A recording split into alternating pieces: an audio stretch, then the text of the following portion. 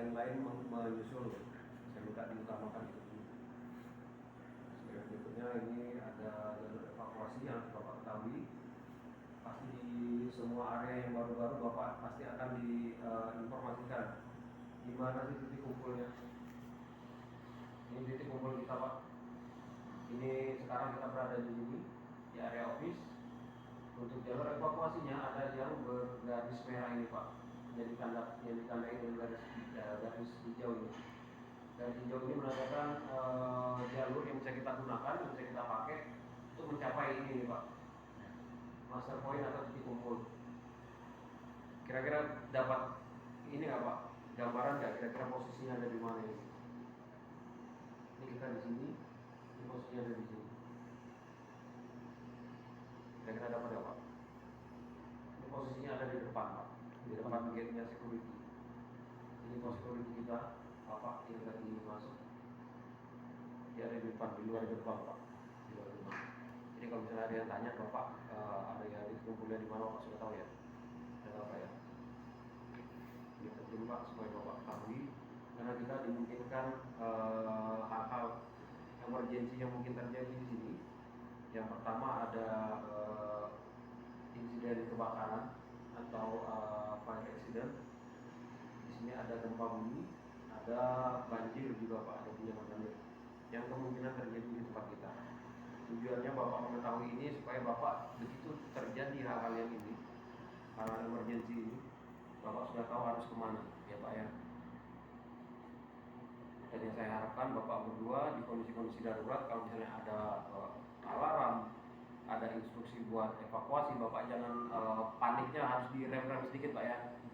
Karena kalau orang panik, benar-benar panik itu dia nggak bisa berpikir jernih kadang, Pak, yang mengakibatkan atau menyebabkan terjadinya kecelakaan yang lain. Jadi Bapak harus tenang dulu. Yang harus Bapak kerjakan karena Bapak sebagai welder, yang Bapak kerjakan dulu. Begitu Bapak mendengar ada alarm emergency atau keadaan darurat dan informasi untuk evakuasi, yang harus Bapak kerjakan adalah Bapak matikan dulu alat kerjanya Bapak ya. Bapak pasti pakai las, pakai trabolas nih, terus pakai gerinda pasti. Nah, alat-alat itu kalau dimatikan dulu, kondisinya mati, off, terus dilepas dari sumber listrik, Bapak taruh di tempat yang paling aman, pokoknya pinggir lah, Pak, nggak mengganggu jalur. Bapak taruh di pinggir, Bapak evakuasi aja, Pak ya. Ini benar-benar Bapak ketahui, Pak, posisinya ada di mana. Di kondisi-kondisi tertentu dibutuhkan pengetahuan ini, ya Pak ya. Sementara ini untuk yang harus dilakukan dalam keadaan darurat dan juga titik kumpul sudah tahu Pak ya posisinya di mana ya.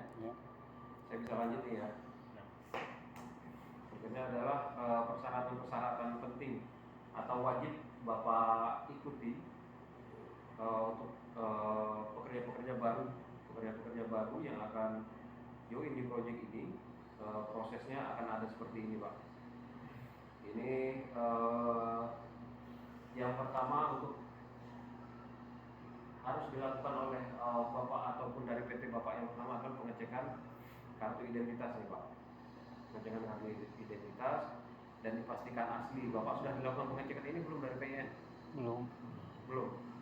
Nanti Bapak harus serahkan ini, Pak ya, kartu identitas Bapak biar mereka cek. Nanti saya akan instruksikan ke PJN buat mengecek ini. Yang berikutnya ada surat keterangan sehat, ada Pak? Surat keterangan sehatnya? Ada. Belum melakukan pengecekan kesehatan? Belum. Saya tanyakan lagi ke PJN. Sudah untuk yang berikutnya Bapak sudah ada di tahap yang ini Pak, safety induction. Di sini hurufnya besar semua. Tanpa induction tidak boleh masuk. Tujuannya apa? Supaya Bapak dari pekerja-pekerja yang baru, bukan cuma kontraktor Pak, dari Saint-Gobain sendiri wajib ada safety induction. Ini tujuannya supaya bisa mengetahui haknya apa, kewajibannya apa, yang boleh apa, yang tidak apa. Jadi supaya Bapak mengetahui itu dulu nih, potensi bahayanya apa, cara mengatasinya bagaimana. Supaya Bapak punya pengetahuan itu. Oke, saya lanjut Pak ya. Terus yang berikutnya akan ada kartu identitas untuk Bapak yang khusus untuk proyek, nanti akan diterbitkan oleh PJN. Saya akan mintakan itu juga, dan setelah itu Bapak akan masuk ke area bekerja, APD-nya tapi di helm Bapak itu akan ditempelkan stiker kalau Bapak sudah menyelesaikan induction. Jadi kalau Bapak sudah menyelesaikan induction nanti akan ada stiker khusus Pak. Jadi kami tahu yang mana yang belum di induction, yang mana yang sudah. Terus untuk yang berikutnya, jika tadi yang sebelumnya tadi sudah selesai dilakukan belum bisa 100% tapi kita lanjut lagi ke sini Pak. Di sini biasanya nih Pak, Bapak sudah pernah di proyek yang lain pasti ya? Ya. Sudah ngerti, sudah paham dengan yang namanya TBM Pak ya? TBM atau briefing pasti Bapak sudah familiar lah itu ya. Nah di sini di proyek ini di proyeknya Sengo Pak, kami mewajibkan ini semua nih Pak. Jadi semua pekerja wajib melakukan daily TBM, jadi harian. Setiap hari Bapak mulai bekerja, Bapak harus TBM atau toolbox meeting atau briefing. Karena kalau nggak briefing, kami nggak anggap 100% bekerja Pak. Syaratnya di sini sebagai bukti Bapak bekerja adalah Bapak mengikuti TBM, Bapak ikut melakukan pekerjaan konstruksi, dan juga terakhir nih Pak, dari TBM-nya ada 2. Jadi pas pulang, Bapak selesaikan pekerjaan, Bapak pulang, Bapak lakukan TBM lagi Pak. Tujuannya supaya kami mengetahui nih Pak, tim-tim mana yang masih ada di site dan tim mana yang sudah selesai atau keluar dari area project. Jadi kalau misalnya ada emergency nih Pak, kami bisa tahu nih orang-orangnya yang masih ada di dalam pekerjaan yang ini, yang sudah menyelesaikan pekerjaan ini.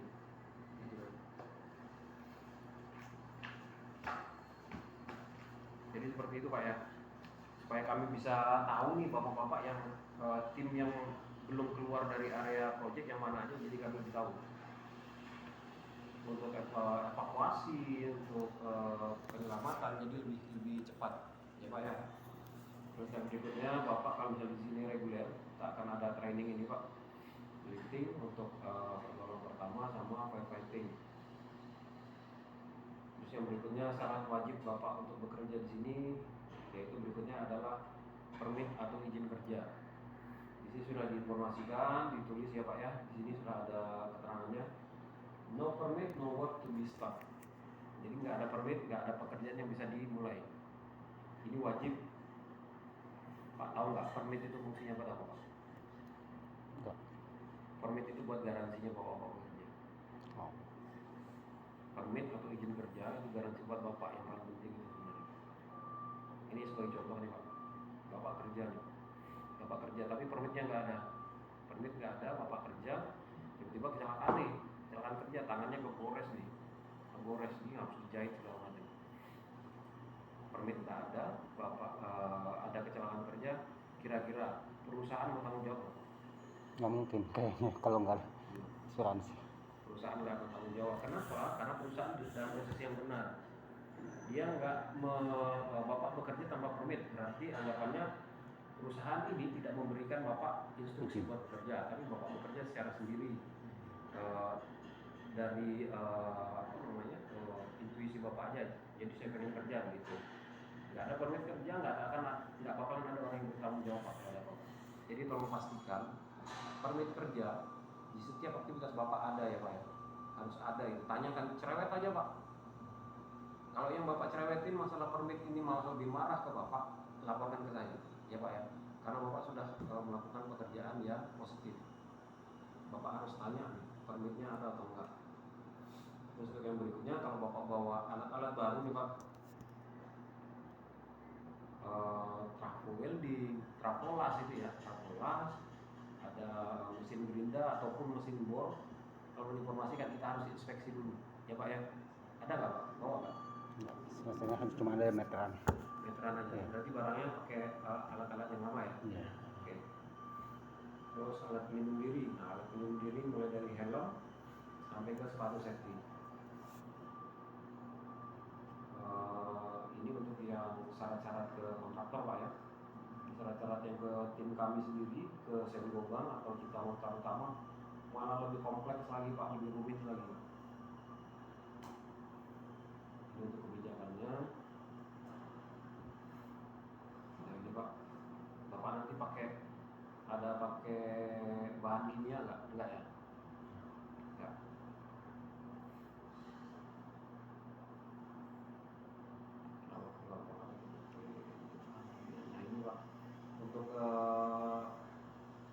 klasifikasi untuk pencemaran lingkungan dan juga kecelakaan kerja.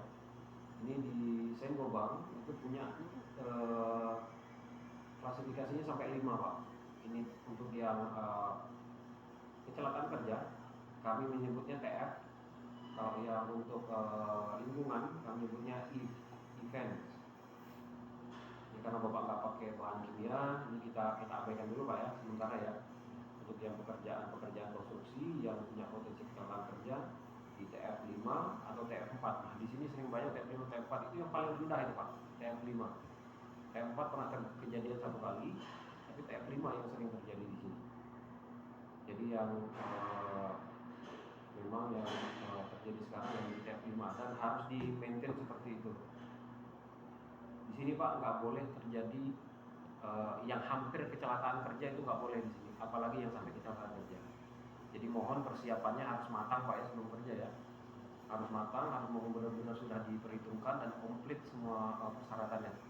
Kalau persyaratan belum komplit jangan mulai kerja dulu Pak ya. Supervisor Bapak sudah tahu, manajer Bapak sudah paham juga tentang regulasi di sini, jadi ikuti aja. Mereka nggak bakal komplain yang berlebihan Pak. Ya Pak ya. Jadi komitmen tentang safety, tentang keselamatan kerja memang harus tinggi di sini. Berikutnya saya mau jelaskan tentang hierarki kontrol dari ini Pak ya, identifikasi bahaya. Kita punya 5 step: eliminasi, substitusi, engineering control, administratif, sama alat pelindung diri. Nah ini wajib kita ketahui. Tujuannya buat apa? Supaya resiko-resiko bahaya ini bisa kita hilangkan Pak. Resiko bahaya yang ada di sini itu kita bisa hilangkan dengan cara kita gunakan hierarki kontrol ini. Sebagai contoh gampang lah Pak. Bapak nanti pakai mesin gerinda kan Pak. Ini kita ilustrasikan sebagai mesin gerinda nih, bahayanya. Ini kita, ini bahayanya. Misinya kita adalah memotong besi pakai mesin gerinda. Mesin gerinda ini bahayanya apa aja Pak? Apa aja? Tergores, Betul. kena mata, percikan. Betul, percikannya kena mata. Apalagi pecahan bisa, terus sama tersengat listrik ya Pak ya. Bagaimana caranya supaya gerinda ini dengan kita itu nggak ada resikonya? Kita gunakan ini nih Pak metodenya. Jadi kita eliminasi dulu nih mesin gerindanya ini, kita eliminasi, kita hilangkan. Kalau mesin gerindanya nggak ada, kita bisa potong besi nggak Pak? Nggak bisa. Berarti ini belum efektif nih di tahap yang pertama. Kita ke tahap yang berikutnya. Kita substitusi atau kita ganti, bahayanya kita ganti. Ini gerinda. Ini kita ganti dengan gergaji tangan manual Pak. Efektif nggak Pak? Nggak efektif ya. Berarti ini belum bisa nih. Engineering control kita terapkan lagi. Engineering control, bahayanya kita isolasi, kita buatkan habitat sendiri. Dari yang ini, karena sama dengan posisinya bahayanya ini tetap dihilangkan, berarti belum efektif Pak ya. Belum efektif. Jadi untuk biar lebih efektif lagi, kita maksimalkan di administrasi sama alat pelindung diri. Di administrasi dibuatkan nih Pak, mulai dari izin kerja, JSA, metode kerja, identifikasi bahaya, dibuatkan semua. Muncul nanti Pak, beberapa dokumen dari administrasi ini. Tetap ini kita belum bisa maksimalkan. Jadi potensi bahayanya tetap menjauh dari kita. Bahaya ini tetap jauh. Jadi gerinda ini nggak bisa kita pakai belum. Bagaimana caranya supaya bisa kita bersentuhan dengan bahaya ini? Tapi menimbulkan resiko yang ini. Kita bisa kita maksimalkan dengan alat pelindung diri. Apa saja alat pelindung diri? Mulai dari helm safety, face shield ataupun welding mask. Terus kita pakai sarung tangan las, kita pakai apron segala macam, pakai sepatu safety. Posisinya jadinya seperti ini nih Pak. Yang awal seperti ini sebelum, dan yang ini sesudah. Ini yang belum dilakukan apa-apa. digigit, tergigit, resikonya tetap berdampak kecelakaan kerja Pak ya.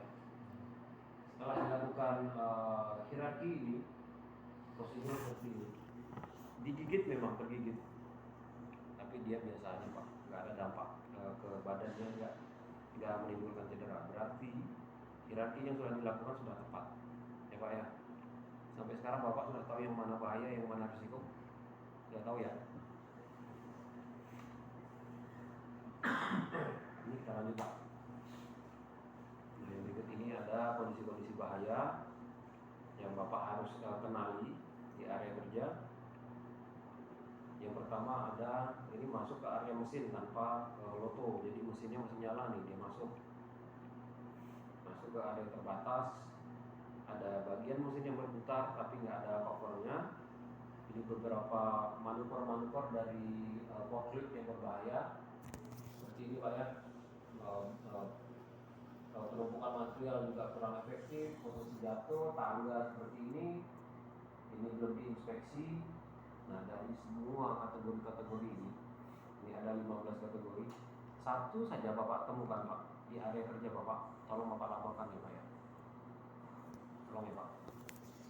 Dan di sini kami semua sudah sepakat untuk semua kontraktor dan juga owner di sini, kalau ada kondisi yang tidak aman akan langsung ditegur oleh siapapun.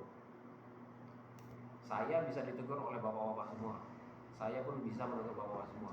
Jadi kita harus aktif di sini Pak, harus aktif, harus peduli, harus care sama teman-teman kerja, teman yang ada di lokasi kerja maupun yang bukan satu perusahaan dengan kita. Kita harus tetap peduli itu Pak ya Pak ya. Jadi yang harus Bapak lakukan adalah melaporkan ini. Kalau yang potensi bahaya Bapak bisa langsung tegur Pak orangnya Pak. Jangan ragu, di sini nggak bakal ada yang tersinggung kalau ditegur Pak. Pasti malah bersyukur, orang-orang proyek di sini kalau ditegur malah bersyukur dia Pak.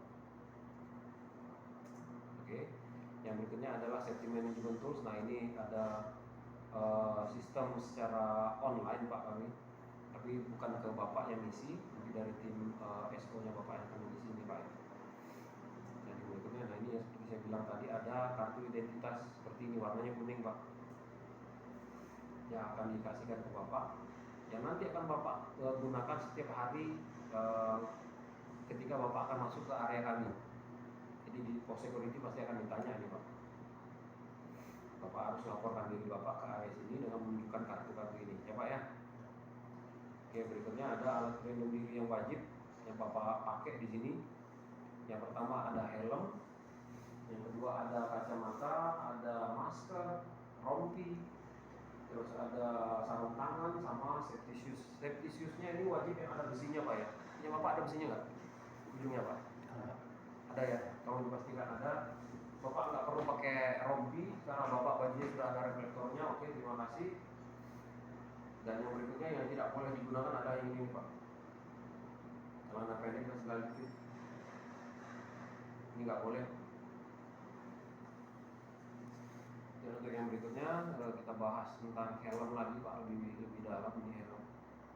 Untuk warna Bapak nanti yang pakai warna kuning ini Pak, nah, seperti Bapak gunakan sekarang ini untuk kontraktor. Kalau untuk yang merah ini untuk sebagai tim safety-nya atau ASE-nya atau tim dari emergency response. Yang ini yang merah. Untuk yang putih biasanya tim kami nih Pak. Tim kami kebanyakan pakai putih, dan dari staf Bapak juga Pak pasti ada yang pakai warna putih ini juga Pak. Dan yang pasti minta stiker nanti Pak ya. Buat stikernya belum ada itu helmnya. Belum. Takutnya ketukar-tukar sama yang lain. Oke Pak, helm ini fungsinya adalah menahan benturan, melindungi kepala dari benturan dan mudah jatuh. Yang spesial nih Pak, dari sengatan listrik dan luka bakar. Material yang digunakan untuk pembuatan safety helmet ini beda dari plastik-plastik yang lainnya Pak ya.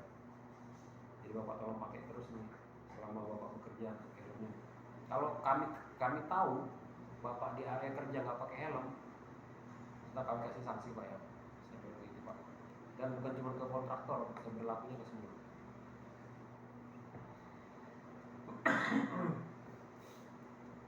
Helm dipastikan ada ini Pak ya, suspensinya.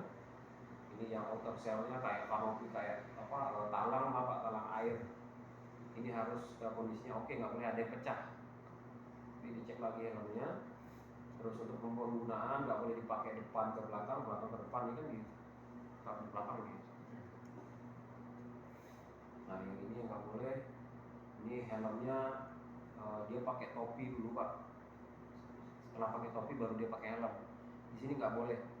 Jadi kalau pakai helm aja ya Pak ya. Untuk yang berikutnya ini kacamata.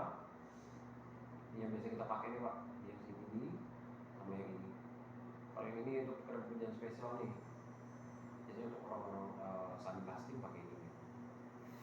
Kalau untuk Bapak nanti pekerjaan pemberindaan, kalau pekerjaan pemberindaan boleh pakai face shield Pak ya. Yang full menutupi wajah. Yang berikutnya adalah masker. Masker yang biasa kita pakai yang ini nih Pak.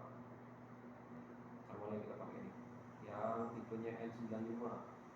N95 ini dasmas atau masker anti debu.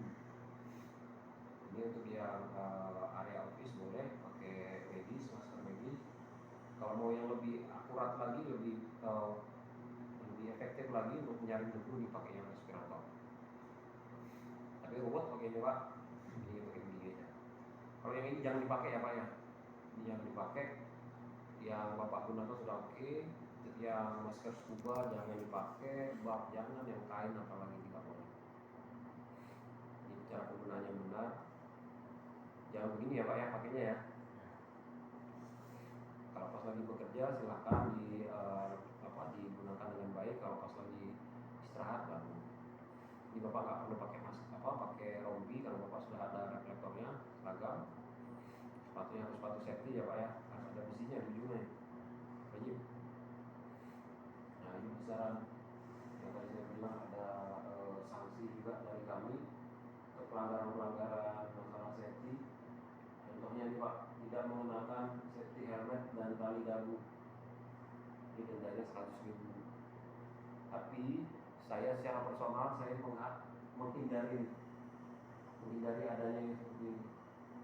Jadi akan saya tegaskan dulu, akan saya peringatkan dulu secara personal. Mohon jangan diulangi ya Pak ya. Mohon jangan diulangi. Karena saya paham Pak, Bapak bekerja buat cari uang nih buat keluarga. Saya nggak mau ngambil spesial peluang Bapak. Untuk yang berikutnya kami ada kebijakan membolongi ID card. Jadi kalau ada pelanggaran yang sudah kategorinya berat itu kan kami bolongi Pak. Ya. Batasnya cuma sampai 3. Kalau 3 sudah bolong, Bapak sudah nggak bisa lagi bekerja di proyek ini. Dan bukan cuma di proyek ini Bapak dikeluarkan dari proyek ini, nama Bapak akan masuk ke database kami di seluruh Indonesia. Jadi Bapak nggak bakal bisa gabung lagi di proyek-proyeknya Senggobang Indonesia, ya Pak ya. Jadi mohon diperhatikan itu. Kalau Bapak menemukan tanda ini tolong diikuti semua karena pabrik ini sudah 6 tahun ke belakang tidak operasional. Jadi mau benar-benar stop di pabriknya Pak. Jadi baru sekarang aja kita mulai operasionalkan lagi nih. Jadi kalau ketemu tanda-tanda seperti ini, berarti kami sudah lakukan investigasi, kami sudah lakukan pemeriksaan lokasi-lokasinya, makanya kami kasih tanda seperti ini. Kalau ada tanda seperti ini, tolong diikuti Pak ya, jangan dipaksa masuk. Kadang ada orang dia malah penasaran nih, ada tanda begini malah penasaran dia kadang. Tolong diikuti aja ya Pak ya. Bapak berdua merokok Pak? Merokok? Rokok lah. Di tempat kami di area produksi, area project, area gudang nggak boleh merokok kecuali di depan. Satu aja lokasinya. Jadi kalau Bapak mau merokok, Bapak geser ke sana ya Pak ya. Jangan di area kerja. Dan tolong dijaga kebersihannya. Nah nanti kalau misalnya selama Bapak bekerja, nanti Bapak diminta buat bekerja di contoh-contoh di ini, tolong diinformasikan Pak ya.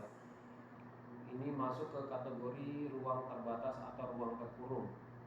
Ini treatmentnya, izin kerjanya berbeda dengan permit-permit yang lain, dengan pekerjaan-pekerjaan yang lain. Ini lebih spesial nih Pak. Ini kayak di tangki, dalam tangki nih, dalam silo, di plafon ataupun gorong-gorong yang tertutup. Kalau Bapak bekerja di tempat yang begini, tanyakan permitnya sudah permit yang ruang terbatas atau belum. Harus itu Pak. Dan kami pasti akan cek Pak ya. Yang berikutnya Bapak diminta selalu menjaga kebersihan di area kerja, di area tempat bapak istirahat, ya pak ya. Tolong dijaga kebersihannya. Untuk di area kami bapak akan sering nih pak menemukan tanda-tanda seperti ini. Rambu-rambu keselamatan ini pasti banyak. Tolong diikuti pak ya. Tolong diikuti, dipahami dan dilaksanakan.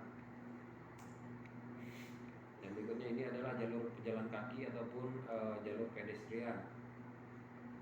Untuk pejalan kaki jalurnya di sini. Dan biasanya area-area ini banyak sekali juga aktivitas forklift pak. Forklift entah itu eskavator, entah itu alat berat lah pokoknya. Biasanya ada yang harus mengalah bapak ya. Jangan alat beratnya yang disuruh ngalah, ya pak ya. Jadi bapak yang harus ngalah nih. Misalnya ada forklift nih, mas lagi operasional, lagi bongkar muat, bapak yang stop dulu, berhenti dulu, tanyakan lama atau tidak. Kalau misalnya lama, dia aktif di sana, cari alternatif jalan yang lain, ya pak ya. Bapak yang mengalah. Jaraknya antara bapak dengan alat berat ini minimal di 2 meter, tapi harus lebih jauh lagi karena manuvernya mereka kita nggak bisa prediksi, ya pak ya. Untuk yang berikutnya, bapak diminta buat menyimpan barang-barang pribadi, dan di sini ada musola pak. Ada musola, toilet, bapak silakan pakai, tapi tolong dijaga kebersihannya. Dan ini diulangi lagi pak, laporkan setiap kondisi bahaya atau kecelakaan kerja kepada security atau kepada pengawas setempat. Bapak bekerja nih, biarpun bapak bekerja udah malam, misalnya jam 10 malam, jam 11 malam, ada lembur gitu ya, terus ada kecelakaan kerja, bapak laporkan ya pak ya. Tetap laporkan ke kami, jangan ditutup-tutupi, supaya kita bisa lakukan evaluasi, kita bisa perbaiki dari kecelakaan ini yang perlu kita tambah apa, yang perlu kita perbaiki apa, seperti itu pak, supaya nggak kejadian lagi ke teman-teman yang lain. Ini ada benda-benda terlarang yang tidak boleh dibawa ke sini, minuman keras, obat terlarang, narkoba itu jelas nggak boleh pak ya. Senjata api, senjata tajam itu juga nggak boleh. Terus kalau mau mengambil dokumentasi atau foto di sini, bapak harus info dulu, izin dulu ke kami. Ini misalnya boleh atau enggak diambil, ya pak ya, gitu. Terus jangan bapak kerja nih, biasanya anak-anak muda sekarang nih pak, dia lagi kerja tapi live Facebook, live TikTok nih biasanya seperti itu. Jangan ya pak di sini pak ya. Terus